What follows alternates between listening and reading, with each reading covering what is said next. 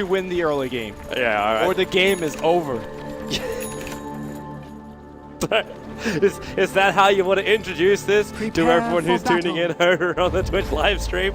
It's like, all right, let's get to this point. Welcome everybody here on the main live stream. You're joining us all here. We'll be streaming out and talking about this in DOTA2 like myself and Luminous. Yes. Where Cloud9 has to win the early game. After looking at the draft, we, in our expert's opinion, which I don't know if it agrees with the panel or not, but we're going to basically say C9, if they don't win the first 5 minutes, it's over. It's over. It's just over. It's all over. There's nothing more to be done. But then again, maybe this could help him. Eternal Envy stands Night Watchman up on the cliff, and all of DK break out of the smoke. Okay. Lanham is pretty close, but he won't get there all the way. But here's the thing, though. You go in there and you war down in Nimwat's camp. So where is he going to get that quick mech that you talked about? 30 seconds. That's for Aoi to figure out, not us, right? That's not our job. Aoi goes Radiant jungle. Actually, this could work. Bone 7 just like protects. We put wards up there. Like they'll see when DK comes down south.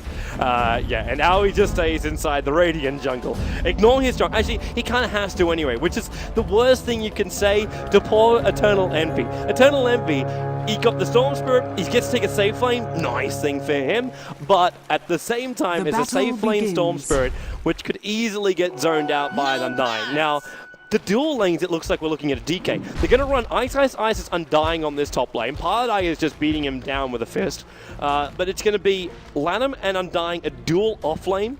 It's going to be MMY babysitting Burning on the bottom lane. So this might have been just in case the Axe ended up on the bottom lane. Now, Sing Sing gets to go one-on-one with Mushi in the mid, and that leaves basically our only lanes left with Aoi in the jungle, and that's it. Yep. Yeah, we've gone through everything. Yeah, the most important thing to point out right now is that Cloud9 do not have any sentry wards, so the jungle is blocked for good. Aoi is not going to have a good time at all.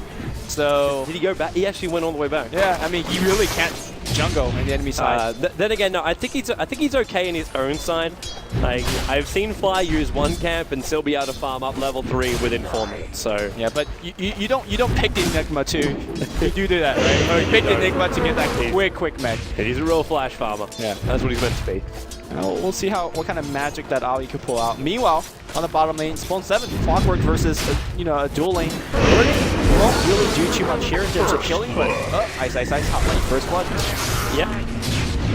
There goes your tree, and he's going to go for more. He actually went for the tombstone up at level 2, kept the gate going, and Undying. It's a double kill for him. Lanham will be here as well. Paladai ready to fight it out, but he's back quickly. That's not a great thing up against iceiceice. Look, he's got 5 points he's almost at 1,000 life points 1.5 minutes into this game, just because the amount of decay he's throwing out. It's such an aggressive lane. Cass flies out from long range, and DK, I mean, she's going to harass you with decay for days. Speaking of aggression, look at the middle lane. Sing Sing is creep skipping this out. This is his way of battling up against an Ember Spirit, but this is so risky. One support coming in for the drill. The pings are coming out there from Dazzler going, do you want some help?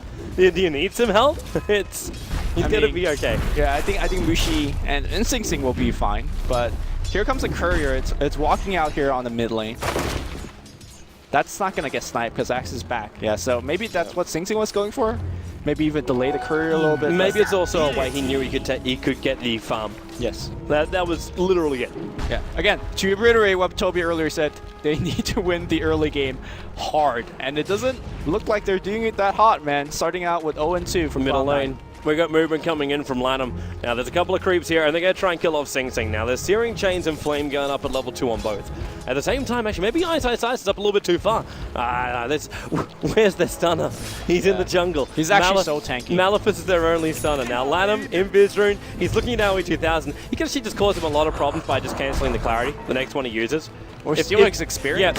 Yeah, or stealing his experience. Or both. Why not both, man? Everyone have a taco. Wow. I don't think he even now cleared through that camp anymore. Meanwhile, it looks like Dazzle was killed by neutral. Meanwhile, Bone 7 though, he's kind of out there by himself. The wolf will get cleared out by the camps. There's movement though coming over now from Mushi.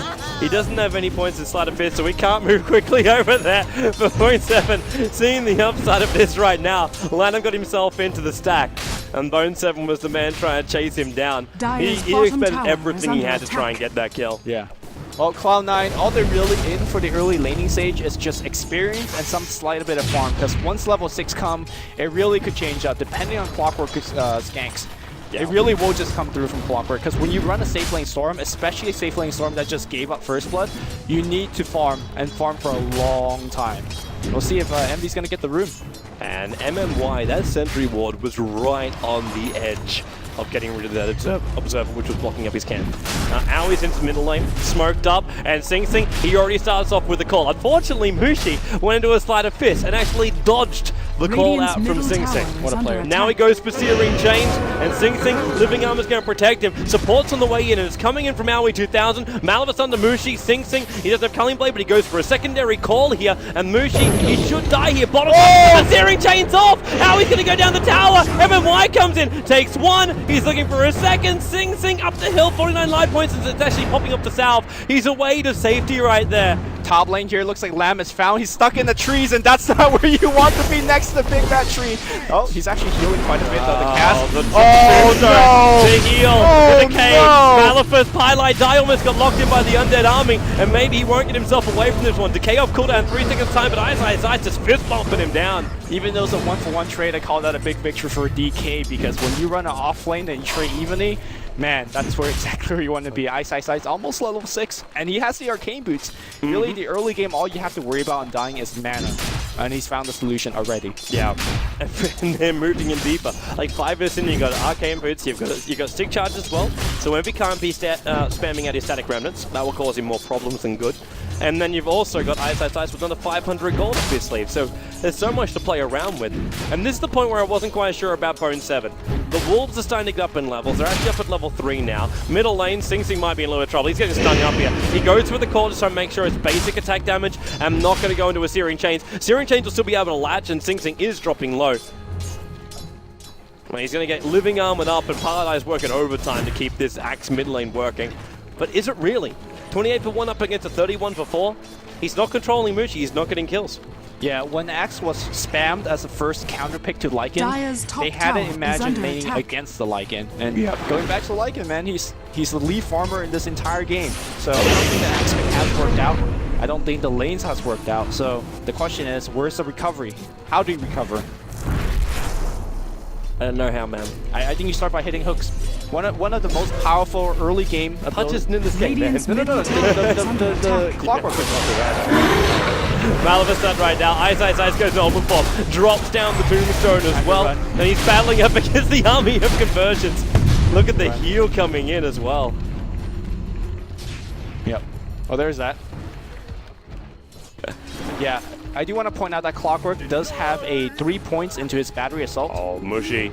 Right on Sing Sing. The call's already failed right now with the Poison Sting. He's looking for some extra damage. The support coming in from Bone 7, but instantly out from Spirit to Spirit. Mushi locked under the range of the tower. The Dazzle actually being pushed back. He needs to get a Shallow Grave over here on Mushi. He's got one more Spirit he can throw and get himself out and then Bottle Charge. Maybe one Spirit out. Oh no, the attack!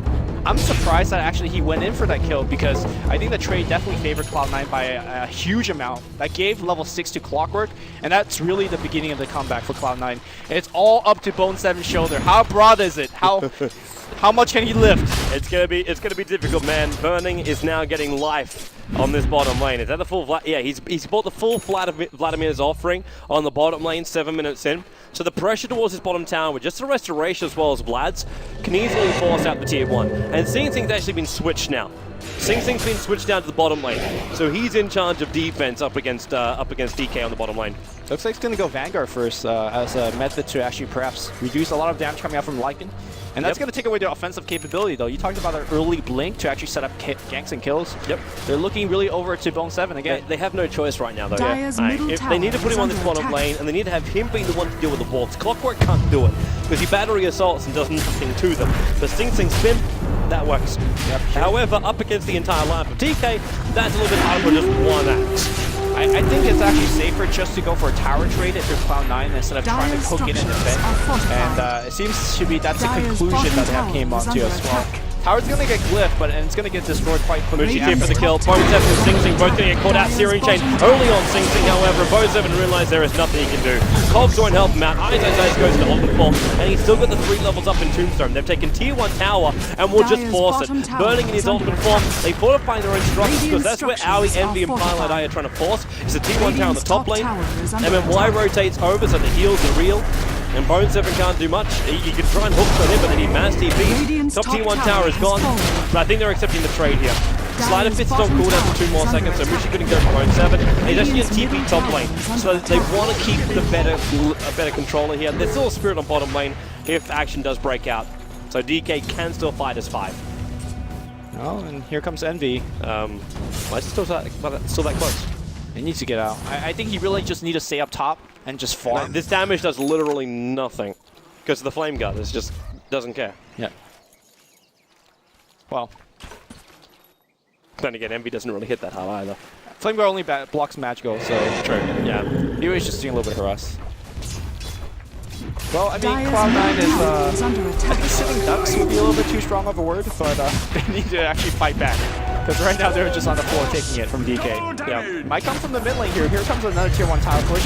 The problem with this lineup is it's so hard to actually for Cloud9 to go in and fight. Because you're fighting into a tombstone and the massive healing coming out from Witchstalker and Dazzle. And if there's no fight, yeah, they'll just roll over your towers. And you Sing Sing's meant to go in there and tank up against that, but he's having his strength basically drained away from him. And not to mention everything else DK is throwing his way. Like spinning just even 2-3 times during these fights might be lucky for him. And Mushi is waiting for a Slider Fist just to Searing Chain him up behind the tower. Just while the creep wave's there too. The Rockets scouting out for Clockwork. Eternal Envy with the DD room, which you grab from Top River, is now forcing the tier 2 tower out. We've actually went over on Mushi, so there's a nice little buff up coming from the DK lineup. So Ember Spirit's getting tankier and tankier, while Sing Sing's actually getting weaker and weaker. More support's coming in from the side as Bone7. He's going to try and hook in through the rear here, and Sing Sing, well, I tell you, he'll try and blink him, but in a Vanguard, he can't really do it. So they let the tier 2 tower go. Envy is also coming up through the river. They're going to try and catch out DK right now. Any kind of stragglers, Pilot is still here, and DK, they're staying as a good squad. Mushi moves down, still there's no vision. Now the Clockwork, hook shot's in, going to push Burning at Lana was the main man who was brought down, but the Telegraph will protect him. Sing Sing got a nice call off, but again, he's in the middle of an entire lineup of DK that's already pretty damn fat. And one of them being a fight like it. This was Rax. There's mech already finished. Look at that, we shot Envy. Envy's gonna jump back out, but the Wolves, he never stops. He's going for the kill. There's the healing ward. The chain's gonna come through. Envy's gonna go down, I think. No, he's gonna walk out of there. Here comes iceiceice, and that's enough. The heals right there. It looks like this is gonna be a runaway game. There's just no way to stop this push. This is true. What is the deep push? This is almost true. There is none. Midnight Pulse is it. GG! 11 minutes and 14 seconds. The GG call comes out from Cloud9 here in game number 2. Game number 1 made its run to Marathon. Game number 2 was over before it started. It was good. The draft wasn't good. The draft was quite bad, if I have to say. There was definitely some serious faults coming out of it, but Cloud9, they try to roll the dice, they try to play an axe lineup, and the level 6 has never arrived. And DK, it was a